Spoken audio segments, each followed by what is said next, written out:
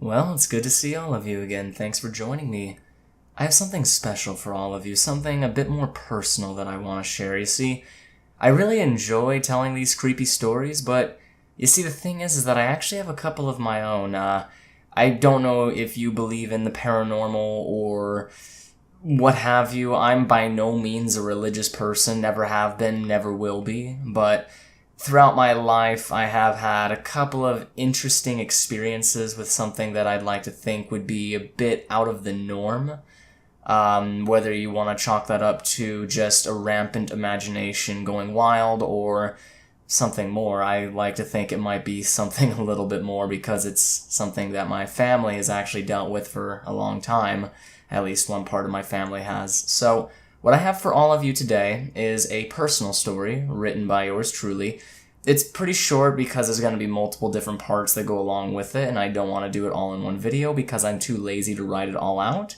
But yay, now I get to finally credit myself for writing something down, so woo.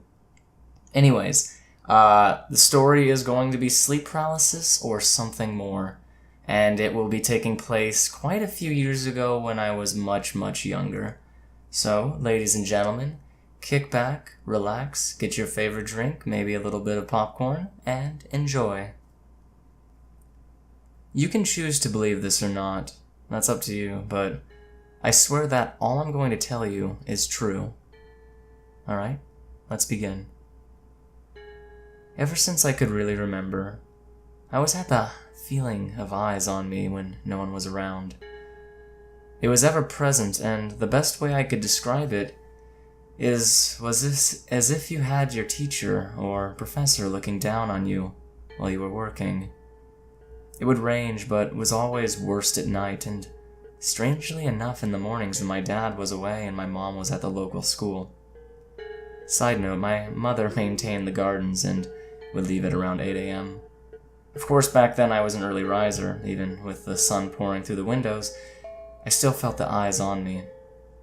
Whenever my back was turned to a large space, regardless of how bright it was, but it would go away as the day progressed. I always found that a bit weird. It even got to the point that I would leave my home in the mornings when I was alone just to shake the feeling. I would usually just go over to the school and help my mom water the plants. Sure beat the hell out of dealing with whatever was watching me. Regardless, I would often have reoccurring nightmares of events out of my control, and in the end I would always die being ripped out of the terror the moment my vision faded. To this day I still kind of have those dreams. Regardless of this, I would usually wake up in a cold sweat, terrified out of my mind, with that same feeling of eyes boring into my soul from every corner of my dark bedroom. The feeling of seeing shadows move haunts me, and I hope that my mind was only playing tricks on me.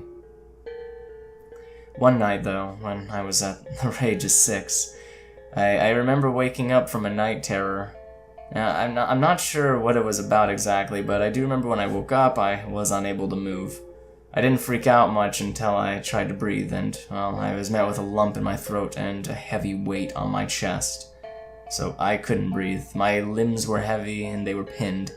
My chest was tight and my eyes were wide. Now, you think this shit's scary? This next part in of itself gives me nightmares still. I was able to move my eyes, and I saw something. It was black. Blacker than anything I've ever seen. There was something hovering over my chest.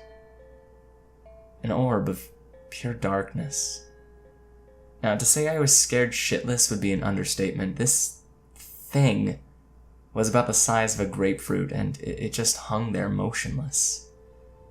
Now, do you know what it's like to freak out and not have the ability to move? It's fucking maddening. I tried to scream for my parents, but nothing came out of my throat. I still couldn't breathe, and through my struggle, my vision began fading. And I struggled until I finally got an out. A small moan, but the moment the noise left my throat, I was free to move again. But you see, here's the really fucked up part. I've had sleep paralysis before, and I was usually able to breathe in all of my experiences. And though hallucinations can happen while in this state, they usually end once you're able to move again. This one didn't. When I was free, the orb, it fell on me. It landed on my chest, as though it were solid, but I felt nothing. It had no weight, and I shit you not, this thing rolled. It rolled off of my bed and fell to the floor, and then after that it proceeded to roll into my closet, which was partially open. Suffice it to say, I didn't sleep that night. I didn't even get up to get my parents. I just sat there staring at my closet. Weirdly enough, I lost one of my favorite toys at around the same time, but the two probably aren't related. It's just one of the biggest things I remember from that actual event that was kind of related. Now, you might chalk this off as a little kid scared of his own shadow, or I was just imagining the entire thing, and to be honest, I kind of hope I was. This shit's persisted through my life. Just dying down recently due to me moving out with my girlfriend, but I swear to whatever God exists that after this event, that's when things kicked off. I started seeing things moving in my peripheral vision, just out of sight, but I knew they were there. Not to mention the feeling of eyes on me at all times. Now, you see, this isn't the end. Quite far, actually.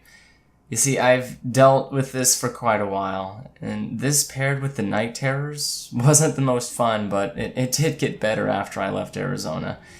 The feelings never left, and the eyes on me never really went away. They did lessen quite a bit. Now, this is the end of this part of the story, and there's definitely going to be more that comes along with it. I just kind of want to split them up into parts because as I speak right now, it's around 4 in the morning. I really should be in bed, but I came up with the idea of actually putting out one of my own creepy experiences. And regardless if people like it or not, or if people listen, I still want to put them out because they're my experiences. They're from me. So I think that makes it a bit more unique. I know that probably sounds scripted because it was. I wanted to at least write it down so it sounded a little bit better than me just straight up telling the story. Everything there, I swear on my life, happened.